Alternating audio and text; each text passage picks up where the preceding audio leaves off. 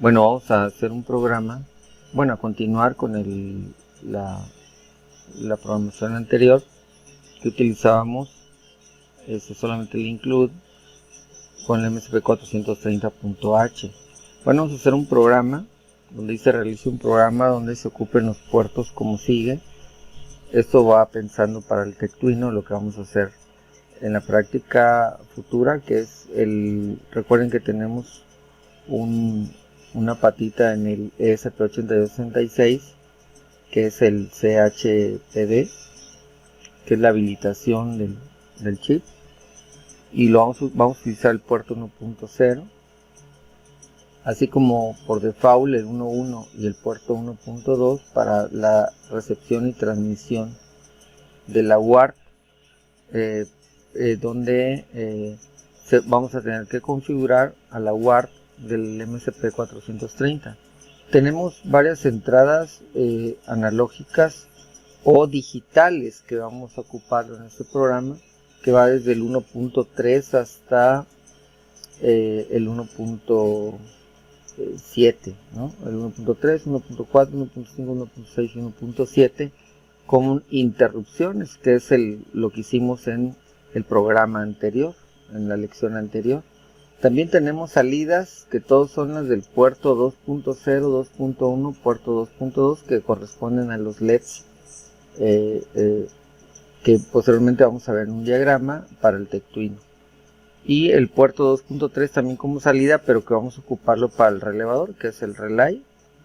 Además de utilizar el puerto 2.5. O sea, realmente esos son los bits de salidas que tenemos que configurar. Aunque también el puerto 2.4 va a tener que configurarse como salida, va a servir para resetear al 8266 o utilizar como un LED adicional. Hay que recordar que nosotros vamos a resetear al 8266, o sea, el reset en el puerto 2.4 con un 0. Bueno, ¿qué es lo que vamos a hacer? Primeramente vamos a configurar a un timer, al timer 0, que es otro de los periféricos dentro del microcontrolador, aparte del puerto 1, el puerto 2. Ahorita vamos a utilizar al timer 0 para desbordar a cada 3 segundos, o a la que nosotros programemos, puede ser a cada segundo, y que provoque un reset del MSP430. Primeramente vamos a configurar el timer. Vamos a utilizar el timer 0 para que se desborde un máximo de 40.4 segundos, o sea 400 milisegundos, dado que por default este microcontrolador, si no configuramos oscilador, se configura a un MHz, ¿no? Entonces iniciamos con la deshabilitación del watchdog para evitar su reset, que en un momento dado a futuro vamos a hablar del el watchdog, ¿no?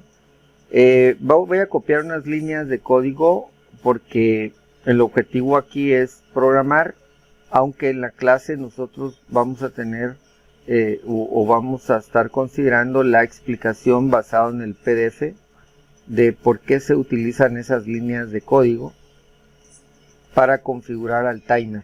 De manera muy rápida, pues comentamos que existen registros para esa explicación, aunque en la clase se explica del timer 0 con los registros de control llamados precisamente TA0, CCTL0, donde configuramos estos bits que corresponden dentro de este registro a los modos de operación del timer.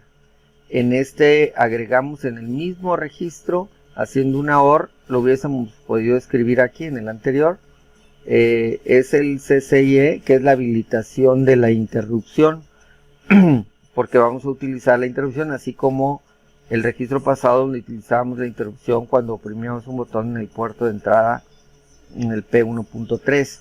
Aquí nosotros cargamos el contador. El contador, como estos todos los registros son de 16 bits y eso lo utilizamos como un contador, lo máximo que le caben son 65.535 el valor del timer. que podríamos contar, pero para poder hacer más sincronizados en tiempo y tener un valor más preciso, vamos a configurar lo que se desborde hasta 50,000. Y vamos a utilizar también un divisor por 3 que en esta configuración significa que es un divisor por 8, ¿no? Eso lo vamos a ver en el datasheet. Esta es la fuente de reloj de entrada y el modo del timer, que también es importante que vamos a utilizar de manera periódica.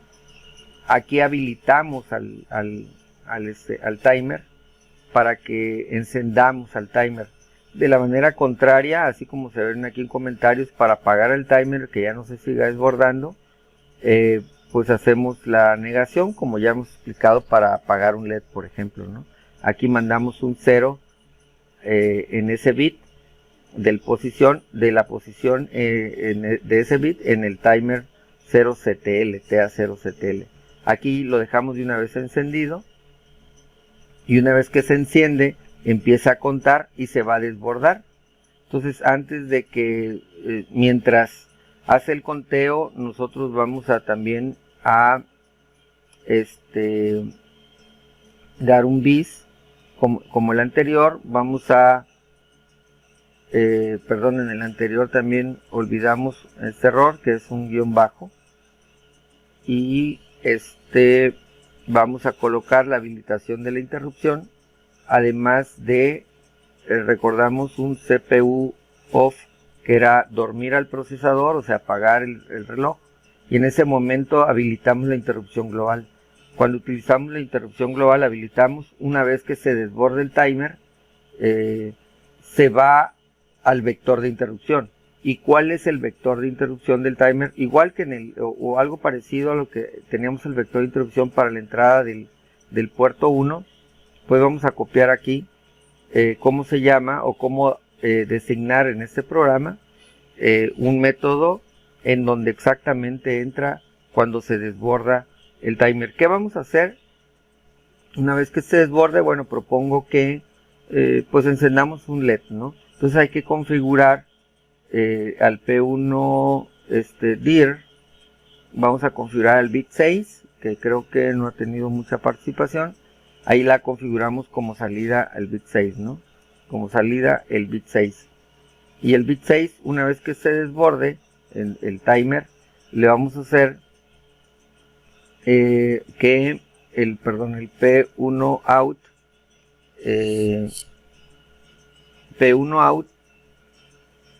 déjenme copiar esta potencia, que tengo un problema aquí con mi teclado. Mejor copio, que es el signo de potencia, que en este caso una XOR, que habíamos explicado en la clase pasada. Lo que va a hacer es invertir: si tiene un 0 se cambia a 1, si tiene 1 se cambia a 0, una vez que se desborde el timer. Vamos a comprobar si se desborda, le damos un break, aquí un breakpoint. Vamos a compilar para verificar si hay algún error. No hay ningún error.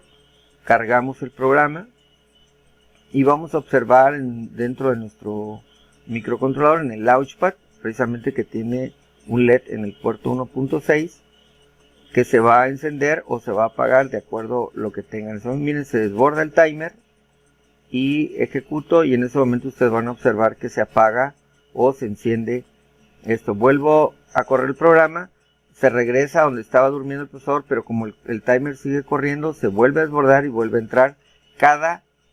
Se desborda, le voy a poner aquí un comentario, a cada 400 milisegundos, ¿no? ¿Por qué se desborda a cada 400 milisegundos? A ver, antes de explicar, le voy a quitar el break y vamos a correr el programa, y ustedes van a ver que se parpadea. El parpadeo lo hace prácticamente cada segundo, aproximadamente. Realmente son 800 milisegundos, porque son 400 milisegundos apagado y 400 milisegundos encendido, porque es el tiempo que cada vez que se desborda, o sea, 400 milisegundos, y cambia de estado cada 400 milisegundos. Pues de manera rápida, algo que también se explica en la clase o viendo el PDF, es que nosotros tenemos un conteo del timer de 50,000. pero 50.000 que, dependiendo de la velocidad del reloj, que por default arranca a 1 MHz, tenemos 1 microsegundo cada ciclo máquina. Entonces en este caso cada ciclo que le inyecta cada pulso de reloj generado por el oscilador que le inyecta al timer 0, al contar 50.000 serían 50.000 microsegundos, pero habíamos dicho que este es un divisor por 8. Entonces realmente el divisor en el timer, el del pulso de entrada, al pasar por un divisor por 8 es como hacer 8 veces más lento. Por lo tanto, 50.000 microsegundos por 8 me da 400.000 milisegundos. Bueno, esta de manera más detallada lo explicamos en el PDF más adelante, en otra lección. Ahorita, ¿qué podríamos hacer para aumentar los tiempos en el timer? Bueno, para esta situación sugerimos declarar alguna variable en donde tenemos un contador. Le vamos a poner un contador igual a 0, y cada vez que entre al desborde nosotros vamos a incrementar la variable contador, y luego simplemente verificamos si conta es mayor o igual, bueno, en este caso mayor a, no sé, vamos a pensar que se van a hacer mayor a 10. Si es mayor a 10, nosotros ejecutamos la instrucción de cambio. Entonces, ¿qué quiere decir? Y no olvidemos clarear a la variable conta para que vuelva a empezar sobre el timer cada desborde en el timer, ¿no? En este vector de interrupción.